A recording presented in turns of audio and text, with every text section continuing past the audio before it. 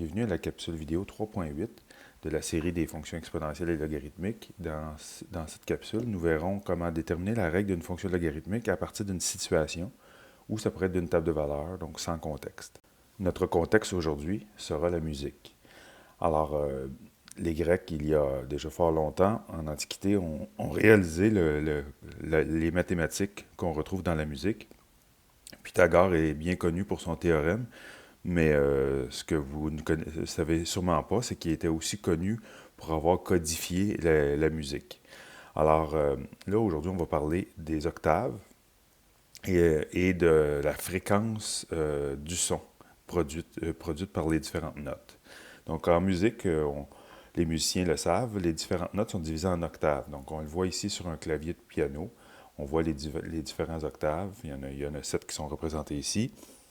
Et si on prend un octave, donc chaque note est appelée demi-ton, et il y a 12 demi-tons dans un octave. On va commencer avec ça, puis on va voir comment ça va nous permettre de déboucher sur une relation mathématique. Ce qui est bien important de comprendre, c'est que chaque note, donc Do, Ré, Mi, Fa, Sol, La, Si, se retrouve dans les différents octaves, mais évidemment, la fréquence du son, donc va nous apparaître différente. Donc, on va dire un octave plus haut. Donc, de cette façon, on va arriver à déterminer les fréquences du La pour chacun des octaves. Par exemple, le La.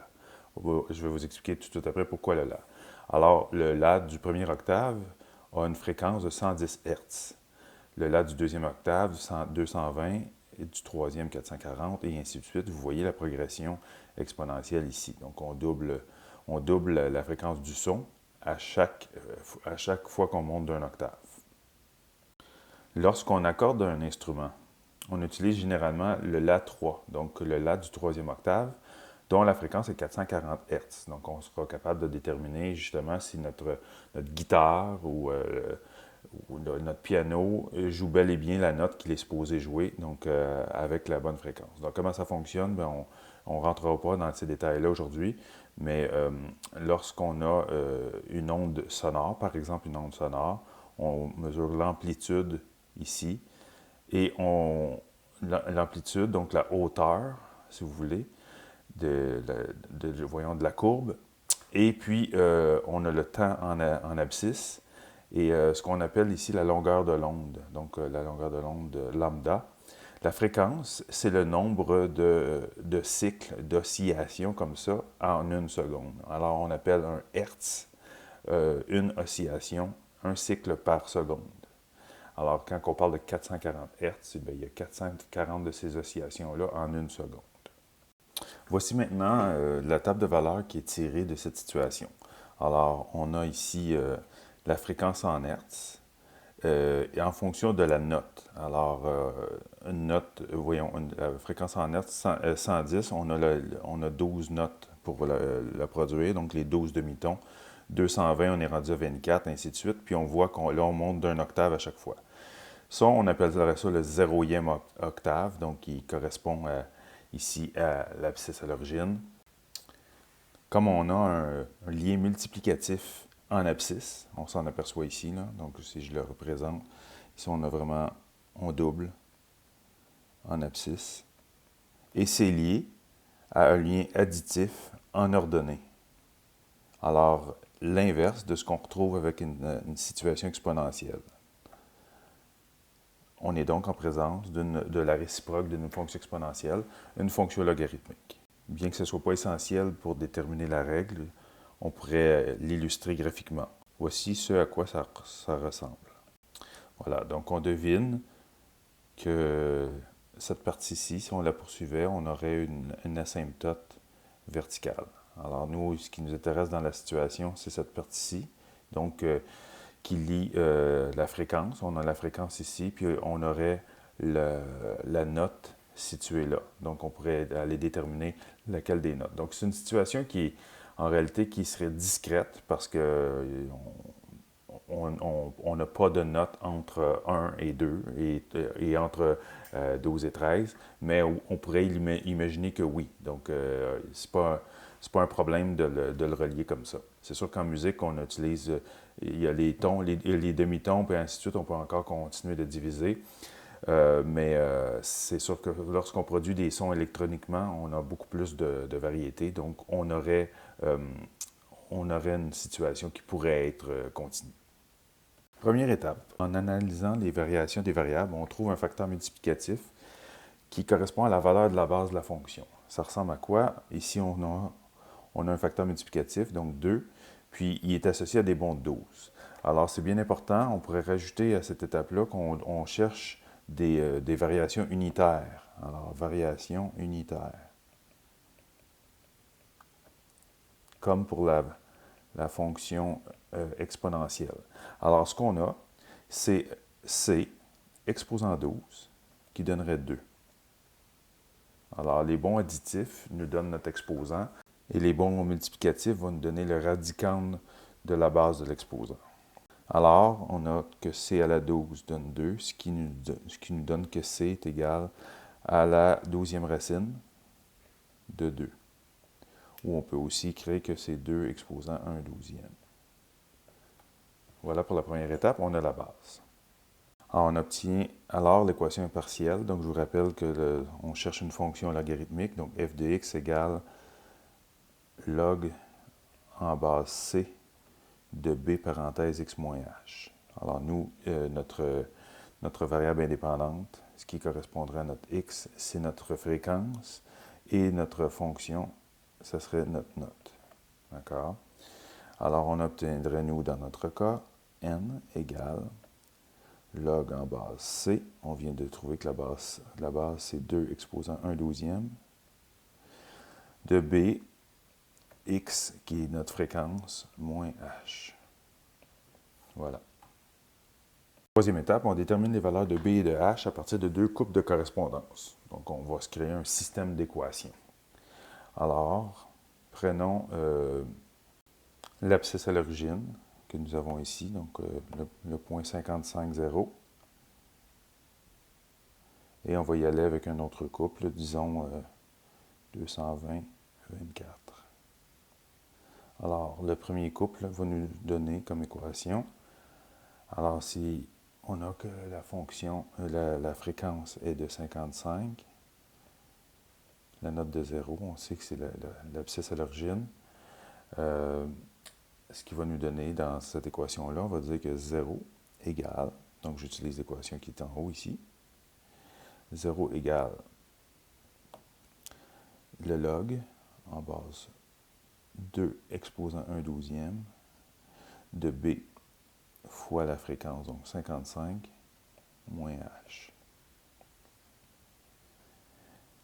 Et la deuxième équation, on va cette fois-ci utiliser 220, donc la fréquence est de 220 lorsque n est égal à 24, la 24e note, et ça va nous donner 24 égale le log en base 2 exposant 1 douzième de b fois 220 moins h. Donc, en premier lieu, à gauche, on va avoir que 2, la base exposant 0. Donc, on va utiliser puissance d'une puissance, ça ne change rien.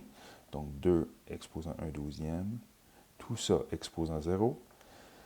Ceci est équivalent à dire que c'est b 55 moins h. C'est-à-dire que 1 est égal à b fois 55 moins h, ce qui nous amène à dire que l'inverse de b donne 55 moins h, et ce qui nous permet de conclure que l'inverse de b plus 55 est égal à moins h, donc h est égal à moins 55 moins l'inverse de b. On va laisser ça de côté, on va aller travailler l'autre équation maintenant. Alors, dans celle de droite, on va obtenir la même chose, on va dire que c'est 2 exposant 1 douzième, tout ça exposant 24, à l'aide de l'équivalence exponentielle logarithmique, égale à b facteur de 220 moins h. Ce qui va nous amener un peu à la même chose. Donc, dans ce cas-ci, dans le nombre de gauche, 2 exposant 1/12e, exposant 24 par les propriétés des exposants. On dit que c'est 2 au carré, finalement. C'est 24/12e. C'est égal à B, facteur de 220 moins H. Donc, 4 sur B égale 220 moins H. Ce qui nous amène à dire que 4 sur B moins 220 égale à H. Je viens de constater qu'à gauche, je me suis trompé. Et c'est que lorsque j'ai soustrait 55, j'ai ici additionné 55. Voilà. Donc on va aller soustraire. Voilà. Genre d'erreur facile à faire. L'important, c'est de la déceler à temps. Bon. Alors, 4 sur B moins 220 égale moins H. J'allais commettre une autre erreur. C'était ça qui m'a mis la puce à l'oreille tout à l'heure. Alors, je divise par moins H de chaque côté. J'obtiens donc 220 moins 4 sur B égale à H. Maintenant, je peux y aller par comparaison pour résoudre mon système d'équations. Alors, par comparaison, je pourrais utiliser la méthode de mon choix, mais j'ai été inspiré par la comparaison cette fois. H égale à H. Alors, j'ai 55 moins 1 sur B est égal à 220 moins 4 sur B. Alors, je résous ça.